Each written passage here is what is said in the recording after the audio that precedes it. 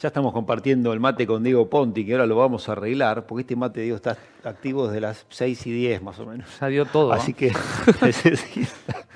necesito una renovación en cuanto sea posible. Así que vamos a tratar de hacerla. Bueno, Diego, ¿cómo estás? Bienvenido. Gracias por acompañarnos. No, bueno, gracias a ustedes, como siempre. Para mí un placer venir acá, arrancar la semana y ya me ponen en modo on. Es el primer empujón Claro, de si la no mañana. tardo, si no arranco a las 10. Bueno, mira, yo tengo para charlar, para arrancar, no es el tema, después nos vamos a ir a otros que son un poco más alegres también. Pero, por ejemplo, yo arranqué hoy la mañana hablando de, bueno, un comunicado que sacó Cainca al cierre de la semana pasada sobre la difícil situación que están pasando en la industria de la provincia de Buenos Aires. Cierran un par de plantas. Charlaba con amigos carniceros, entre ellos mi amigo Pablo, así de Gregorio de la Ferrer y Víctor Martínez, y Martínez Castro, digo, Víctor, Gregorio de la Ferrer y Martínez Castro, ahí está ubicada Carnicería Pablo. Me decían, entre otros Pablo, muy difícil la venta en la semana. No ayudó el clima este domingo, pero aunque hubo tarjeta no empujó mucho. Viene el fin de semana del Día de la Madre, tendría que remontar ahí todo, ¿no? Pero estamos atravesando una situación complicada para el consumo. Nos lo dicen mucho también los amigos de Camia en el mercado, cuando ahí transitamos habitualmente con Javi, con todo el equipo. Eh, Está difícil el tema de la venta de carne, ¿no? Sí, comenzó a sentirse el segundo semestre. Estoy en conocimiento de los números de Cainca y también de Camia. Y es así, primero que empezó a bajar el volumen operado a nivel faena y eso para industrias que dependen mucho del volumen porque tienen costos de estructura muy grandes, Ujú. muy amplios. En la medida que baje el procesamiento se disparan los costos, ¿sí? por unidad. Y después todo lo que tiene que ver con los ingresos, en el caso de lo que tiene que ver con los recuperos, menudencia y demás, se han venido quedando y los costos no te esperan, ¿sí? Entonces, empezás a escuchar cada vez más seguido sobre empresas, industrias de abastecimiento que están sintiendo esta contracción. Y por el otro lado, que quizás que tiene que ver más en sí mismo con la carne, con Camia y demás, también esta cuestión del choque ahí que tienen ellos día a día, en el buen sentido el choque con las carnicerías, ¿no? Que tienen Ujú. un termómetro muy claro de lo que está pasando en la calle y ahí te estás dando cuenta que cuesta un poco traccionar valores, le está costando el consumo interno. Antes hablábamos de que los primeros 15, 20 días eran buenos y los otros eran malos. Ahora el mes está bastante parejo y con bajo nivel de actividad durante la semana. Reactiva algo los fines de semana, alguna promo los sábados, alguna cuenta de NI, pero cuesta mover. Los precios de la carne han crecido por arriba de los salarios. Los primeros 7 meses del año, digo, los primeros 7 meses, hasta el último registro que tenemos sobre evolución de los salarios, tenías la carne aumentando 31, 33% y los salarios en torno a un 20%. Entonces, algo que era nominal, que lo seguíamos y decíamos, bueno, hasta ahora no lo venimos viendo en la diaria, en este segundo semestre empezó a impactar. En los segundos semestres también tenés más hacienda para consumo interno y nosotros preveíamos en su momento que podía llegar a pasar alguna desaceleración por esta cuestión del efecto filotero de los segundos semestres, con más novillito, más vaquillona, a un consumo interno que venía de 6-7 meses bancando una suba de la carne por encima de los salarios, ¿sí? Ujú. A todo esto sumar incertidumbre, porque empezó toda la cuestión política, toda la cuestión macroeconómica, el dólar, por más quizá que a la gente que nos referimos no está tan pendiente de si compro o no compro dólar, pero en la medida que se empieza a mover el dólar, lo asocias con posible inflación futura, la incertidumbre que te da el 26 de octubre, qué va a pasar, van a devaluar, si devalúan vamos a tener de nuevo inflación, no cierran los números, tenés una oposición que obviamente se fortalece y el mensaje de la oposición no va a decir, sí, al gobierno le está yendo bien, pero con nosotros nos va a ir mejor. Te está diciendo, no, al gobierno le está yendo muy mal y le va a ir peor, entonces eso obviamente también te genera incertidumbre. Tuvimos elecciones en Provincia de Buenos Aires, el resultado fue realmente muy malo para el gobierno Ujú. y eso impacta más allá del voto, de lo que puede llegar a pasar en octubre, impacta en las decisiones que vos tomás en el día a día. Cuando vos estás todo bien, cuando vos estás tranquilo, te relajás un poco más, empezás a entender las variables y te movés con mayor tranquilidad y solvencia. Cuando empieza a alborotarse todo, ahí arrancás de nuevo, ¿viste? Cuando se habla del índice de confianza del consumidor, Sí. que muchas veces consta de decirle, hola Julio, ¿cómo andás? ¿Cómo está tu economía hoy? Mal. ¿Cómo te imaginás mañana? Peor. ¿Sí? ¿Qué Claro. estás haciendo entonces? Gasto menos. ¿Por qué? Y porque si creo que mañana me va a ir peor, hoy gasto menos.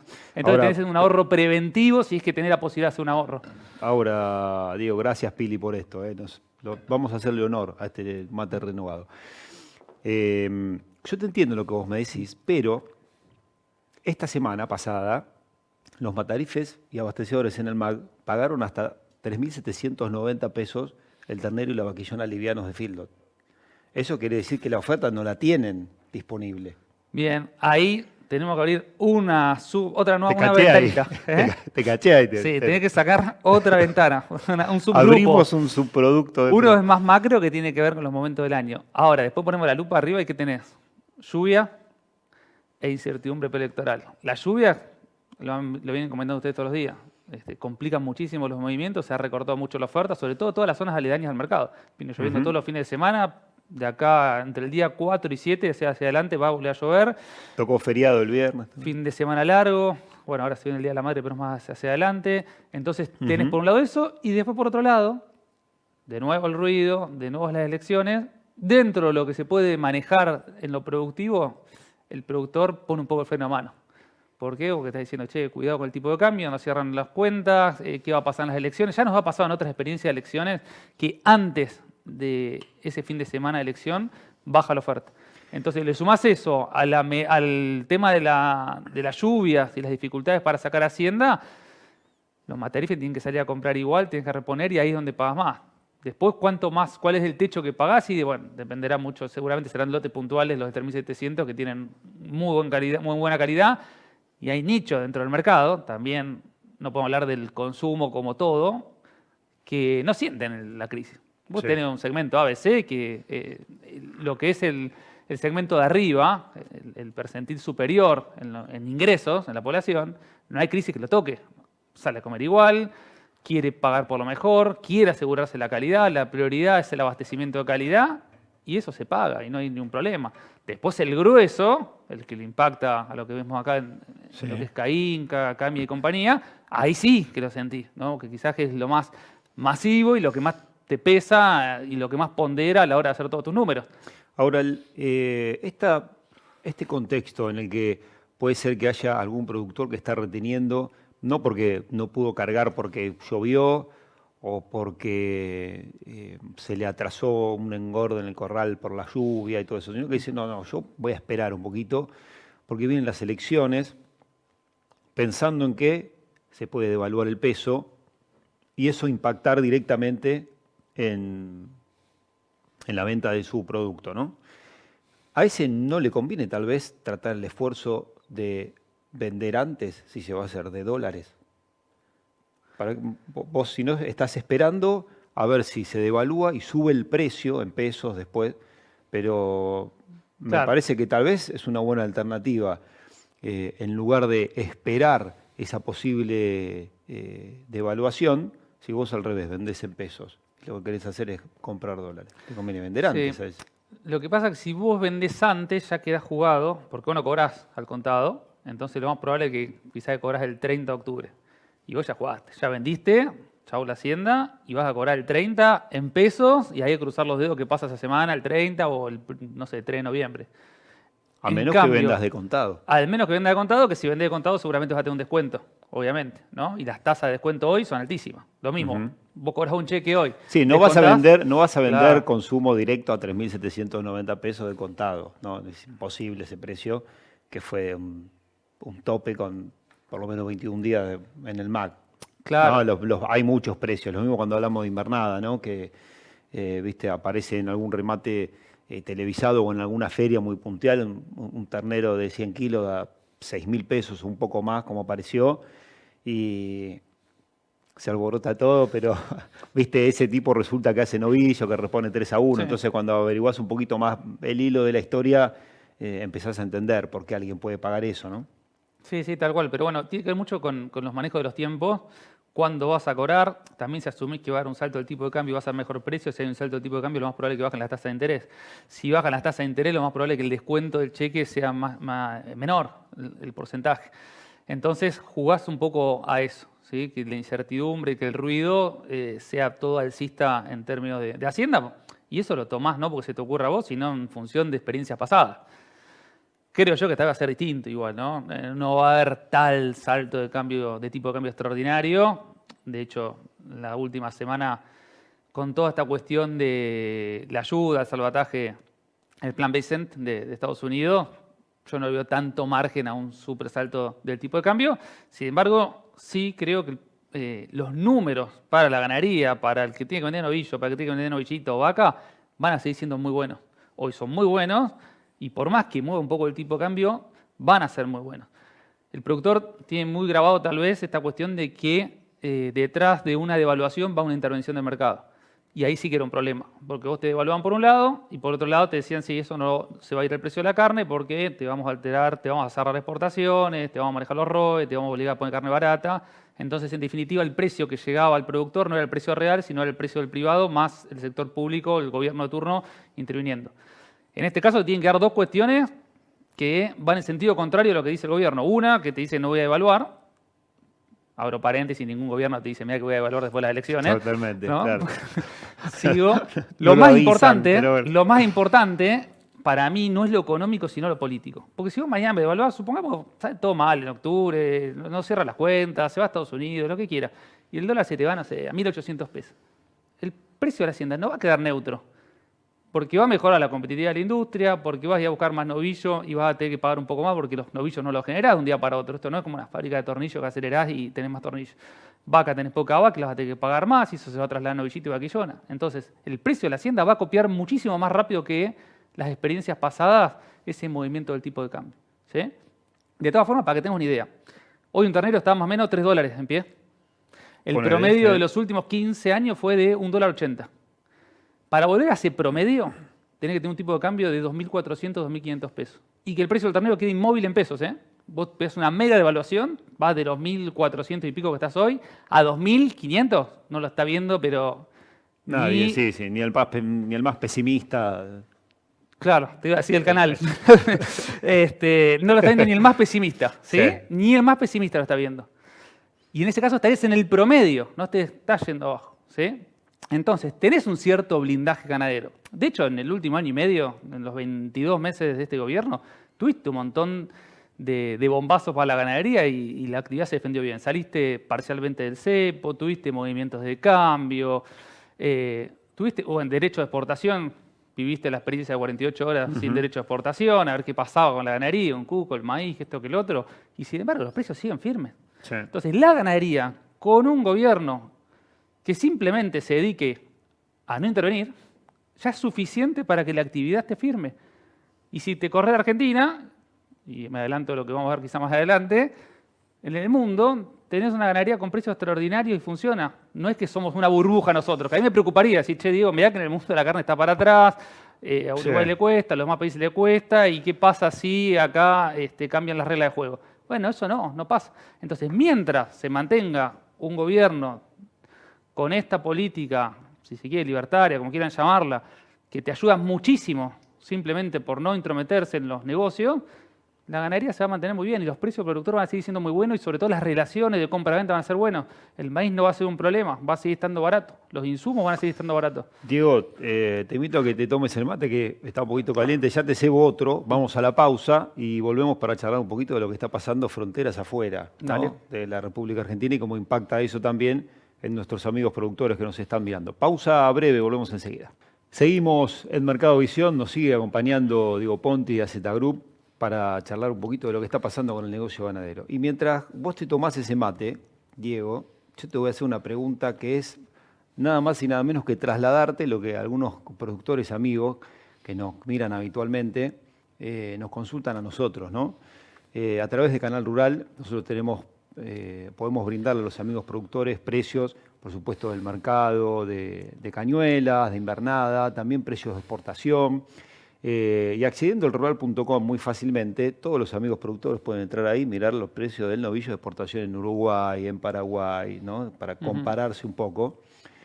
Y es una consulta habitual. Che, ¿por qué el novillo en Uruguay? Ahora vienen de Anuga, la industria, todo eso fueron con el IPCBA, el mundo está en una situación extraordinaria, los precios son bárbaros, están todos muy entusiasmados. Pero en Uruguay el novillo se lo pagan a los amigos uruguayos que nos miran hasta 5.50, creo que ahora un poco más cerquita de los 5.40, veremos la última actualización. En Paraguay 4,70 dólares, también venía recortando un poquito, 4,65, 4,60. Ujú. Y acá el productor dice, yo vendí a 6.200, 6.250. Algunos, si vendió un novillo muy extraordinario, tal vez se lo pagaron 6.300, pero son los menos, ¿no? Ujú. De la carne.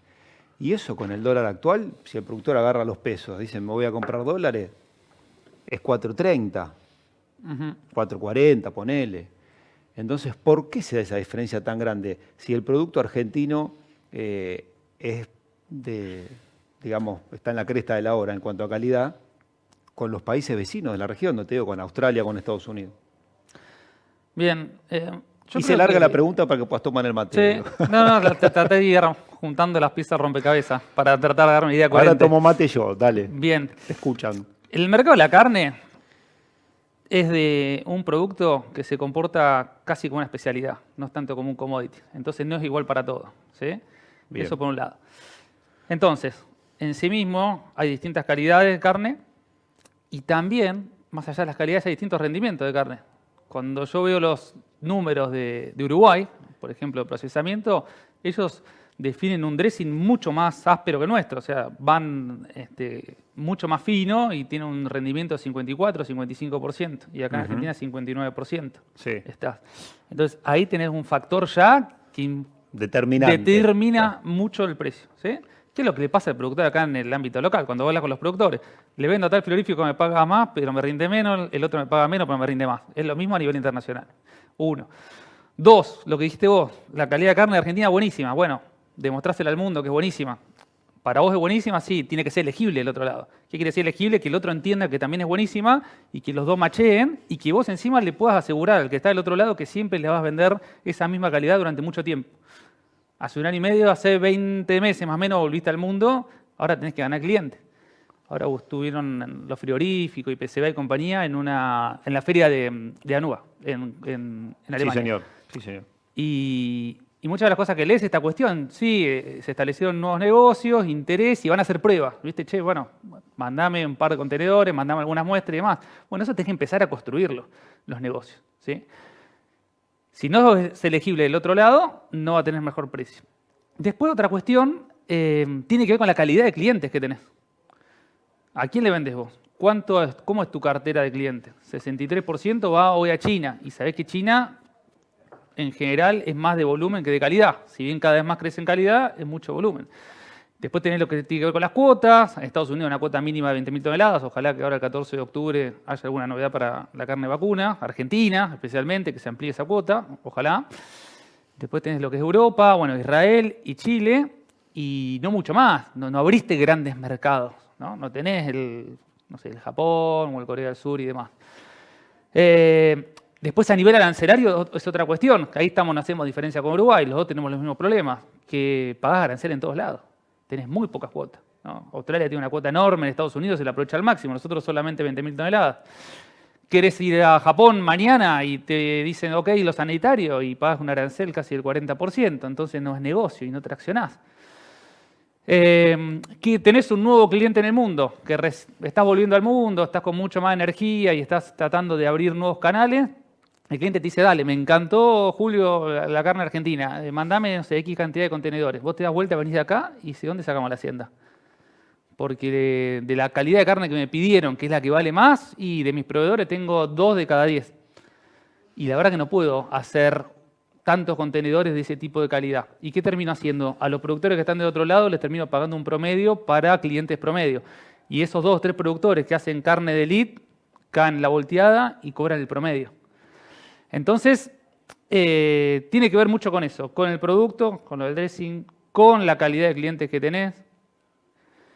Y la cuestión arancelaria también, ¿sí? En la medida que se vayan abriendo nuevos canales comerciales, vayas logrando clientes de mayor valor, lo más probable es que se traslade el productor porque hace falta novillo. No tenemos una gran cantidad de novillo en Argentina. Y otra cosa que tenés que tener en cuenta también, la estructura de costos que son distintas en los demás países, ¿no? Argentina se vino encareciendo la estructura de costos, que es parte de lo que pasa en el mercado interno con la industria local, pasa también con los exportadores, los salarios argentinos altos en dólares. Venimos de un año pasado, sobre todo, donde el dólar se atrasó muchísimo y todos los costos de estructura, desde a nivel de producción primaria a industrial, crecieron fuertemente. Entonces, a la hora de hacer los números, la competitividad, más allá de que lo más importante es la materia prima, que es el novillo, hay otras cuestiones, energías que ya no tenés subsidios que tenías en otro momento. Entonces, todo ese combo hace que, obviamente, el frigorífico trate de pagar un número que le sea sostenible hacia adelante. Diego, y en este contexto en el que la industria mira para atrás y no encuentra el novillo, va a buscar la invernada. Para Sí. decir, bueno, de acá a un futuro el novillo lo voy a tener completo con toda mi cartera de clientes, pero ese novillo tal vez tan específico, yo me quedo tranquilo que lo produzco yo. La consecuencia de eso es lo que vimos esta semana, que yo te decía antes, ese ternero que supera los 6.000 pesos, que va a ser novillo, que se engorda, que se lleva 500 kilos, porque estamos viendo cada vez a la industria más firme comprando invernada, ganando porcentaje de ocupación en los fields, por ejemplo, asociados a la CAF. Vos, viste, vas siguiendo, ese reporte Sí. es muy bueno, uno va mirando y decís, che, que 42, 58, 45, 55. Y va subiendo ese porcentaje y bueno, la ocupación se nota, ¿no? De la industria en los establecimientos para hacer su propio novillo. Ahí agregaste otro tema más.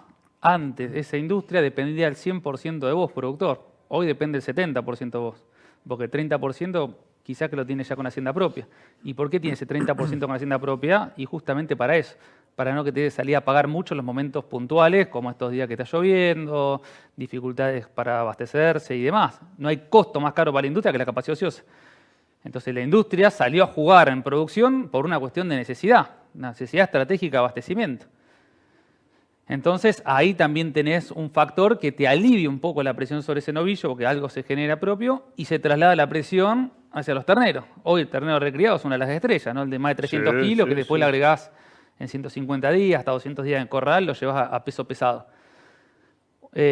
Ahí también te vas dando cuenta lo que está pasando con la industria, esa necesidad de autoabastecerse, de producir su propio novillo para tener ese producto de esa calidad que le está pagando el mundo, que todavía acá no consigue a granel y muchas veces queda expuesto a pagar una locura y que los números vayan a quebrando. Entonces, es normal en un proceso de reestabilización de lo que es la ganadería, de reconfigurar las fichas y empezar a apuntar un poco más a la exportación, que creo yo que en los próximos años va a ser lo que va a rescatar o lo que va a traccionar. Hasta ahora veníamos con un viento a favor del consumo interno, lo vimos en el primer bloque, se empieza a acelerar un poquito eso. Sí.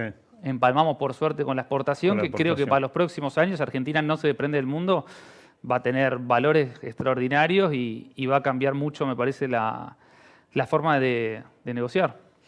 Te hago las últimas dos muy cortitas. Digo que nos tenemos que ir a la pausa y agradeciéndote por haber venido, como siempre. ¿Qué valor de ternero tomás en 180 o 200 kilos para tus cuentas, tus cálculos, tus charlas?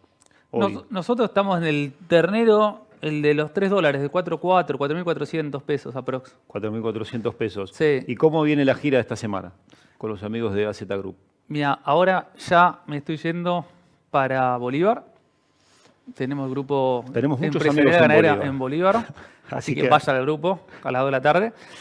Y mañana estamos en Lincoln a la mañana y a la tarde en Rufino. Bueno, así que martes a la noche estamos de vuelta. A laburar. Diego, muchas gracias por venir. Bueno, muchísimas gracias a ustedes. Será hasta la próxima. Diego Ponti de AZ Group con nosotros charlando un poquito de ganadería esta mañana en Mercado Visión. Pausa breve, enseguida volvemos.